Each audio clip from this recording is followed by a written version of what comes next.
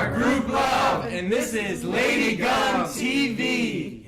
I didn't ask for that.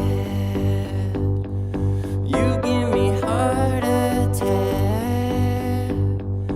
I didn't want to care, and then I saw you there.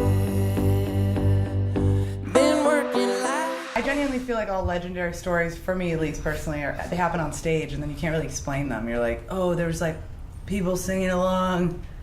It was crazy. And everyone's like, yeah, but what was the party thing that happened later? And you're like, we don't remember any of that. That was the party thing. Yeah, that was the party thing. The shows, as lame as it might sound, the shows are pretty legendary most of the time. So what would you say your The legendary show? The legendariest show. Legendary. You know what's still up there for me is the Portugal show. Yeah. Because that was our first like festival out of the country, or not out of the country, but like non-UK in US Portugal. festival. That was our first Portugal festival, and and I don't know, it was crazy. There was only 3 other bands on the stage. It was us, Blondie, and Coldplay, and it was just a crazy day. It was a crazy day and it was super early in our career. Yeah. don't wanna sleep tonight. All right, back in 2008, I was painting in New York, and Andrew's brother, who was a friend of a friend, who was like supposed to be this like big time art buyer or something, the way he was made out to be, was coming to my studio to buy a painting so I could make rent. And oh right, we have a shorter version of this now. Whatever, just go. Whatever. Anyway, here's the story. His brother comes and he's like, dude, I'm actually not going to buy a painting from you. And I'm like, what is wrong with you? You promised. And he's like, but I want to invite you to this art residency in Crete. That it's a trial residency. It's the first year we're doing it, and we're inviting a bunch of painters and musicians. And would you like to come? And I had just seen Christian perform and fallen madly in love with him, and kind of like got the courage up and was just like, dude, you want to come to Greece with me? And he said yes. So we went there, and I met these crazy kiddos, these wild cats. Yes. And and we just hung out. It was just like love at first sight with all these guys. We meshed well. It wasn't until a year later, after we just kind of kept in touch after this crazy experience in Crete. Yeah, Ryan was calling me every weekend. No, Every weekend. He'd be like, what's up, dude? What are you doing? I'm like, dude, I just talked to you last weekend. You're like, well, get ready for next weekend. we were casually keeping touch as friends over email. I was not stalking Christian. Stalker. She stalked me in New York 6 months. We deleted ourselves off Facebook because of Ryan. Anyway, so like, I think I'm rid of these guys, and then a year later they're visiting Andrew in LA. We all run into each other, and I was like, yeah, you should mess around, and because we kind of like became friends through sharing each other's music. There was never any like band activity before, like when we were actually in Greece. And then we went into my parents' like little garage and recorded some music on some old equipment I had, and then it was just supposed to be one day, and then 6 months later they were like still living at my parents' house finishing. Like, then 2 years later. Finishing like an EP, and then at the end of that it was kind of like we should maybe be a band now. We did the experience between the first record and the one we're just about to put out was just a lot of touring and just getting really our live act together and becoming much tighter as a unit, playing songs every night all over the world, and it's an awesome experience. A lot of the songs are written on the road too for the album, Spreading Rumors. It's about to come out on September 17th. Yeah.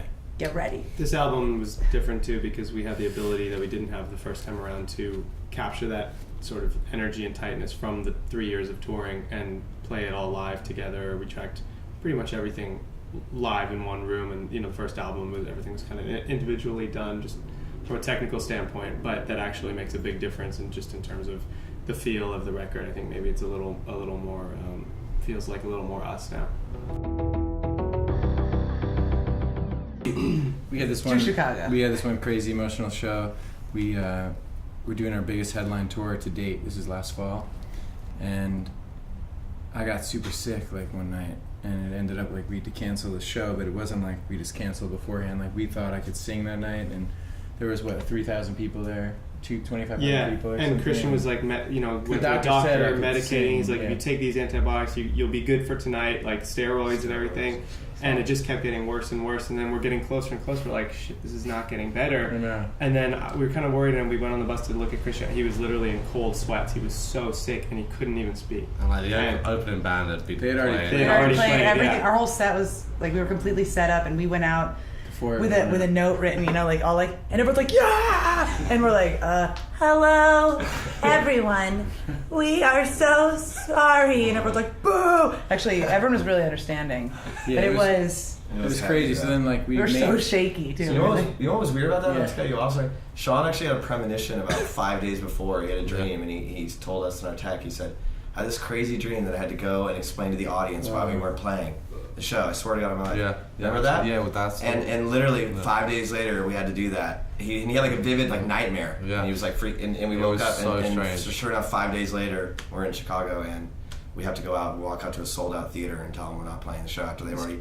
line checked our stuff. Other bands already played everything. just Everyone's sitting got their there. beers, like everyone's like come in. Anyway, so Sorry, go on. So well then, so we made up the date for like a month later, at the end of the tour, like right by Christmas, like the day before Christmas, 2 days before. And everyone's like, we can't go. No, it was still sold out. So actually, the first show that I got sick wasn't sold out, and then we came back, and then it was, and we came back, and just it was like this crazy inspirational voyage, like walking Yeah, out it was onto very stage. And emotional. we're like, One time we got trapped somewhere, legitimately trapped in Nashville, and we could not find a taxi, and we were like hours away from our hotel. oh yeah. Or like, I don't know, we were far away. And we actually messaged out into the world through whatever, like, hey, we really need a ride. And actually, sure enough, like we had a couple extra passes because we're playing Bonnaroo the next day or that weekend, and we said we have a couple extra passes for Bonnaroo. Any fans out there want to give us like an hour-long ride back to our hotel? And sure enough, kids showed up and did it. We're happy to do it. I mean, I know that's like crazy, but it's like wow, you know, like Generous. someone was like right away, like, yeah, I'll come pick you up. I would just, for any young artists out there who's trying to make it, just keep at it. Don't give up. Don't be scared to. Yeah. Don't worry about a genre or a look or anything. Just whatever you're feeling, that's right for you. That's going to touch someone else. If you're being honest, someone's going to relate to you in some way, whatever medium. It's the key to. If you know it's true, then it's true. You know, Yeah. then it's good art. And never compare yourself to other artists or when they made it or when this happened for them. You're on your own path, and just keep following it. Believe in yourself.